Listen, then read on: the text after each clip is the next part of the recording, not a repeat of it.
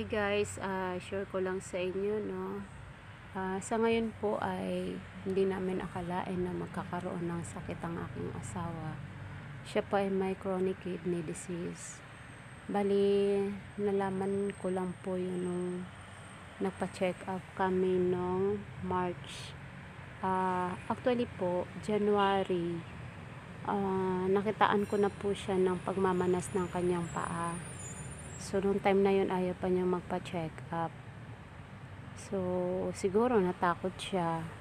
Kaya nung February, pina-check up ko na po talaga siya. So, meron kaming pinapa-check upan dito sa malapit sa amin.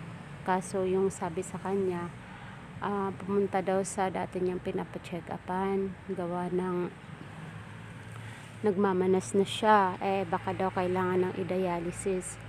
So, noong time na yun, natakot ako. Siyempre, hindi ko akalain na ganyan ang mangyayari sa kanya.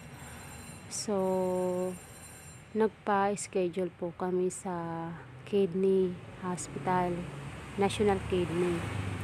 So, yun nga po, nung time na yun, chinek up siya.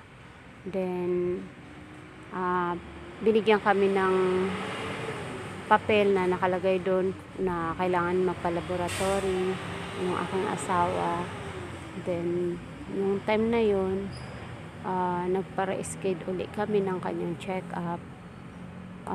So, lumabas na nga po yung laboratory niya. Kaso nga lang, hindi ko naman maintindihan.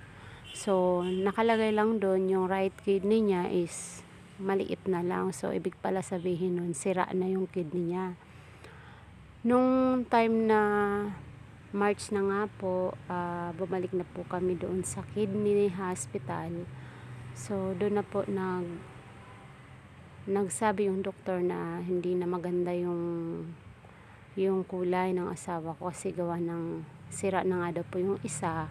Sirang-sira na yung isang kidney, may sira pa rin daw po yung isang kidney. So, ibig sabihin, dalawang kidney niya is sira na. So, ngayon, check up namin sa OPD. Sabi ng doktor, pumunta kami ng emergency. Kailangan na daw niyang i-emergency kasi iba na po ang kulay niya. So, oo nga po, bali medyo nangitim po siya. So, yun nga po, nagpa-emergency na nga po kami.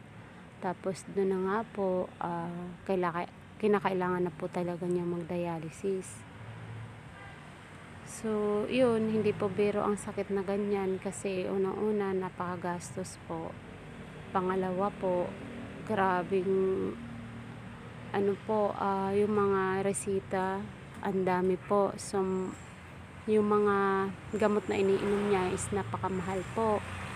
So, hindi po nga namin kaya.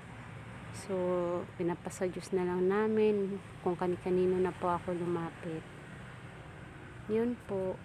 Share ko lang po sa inyo.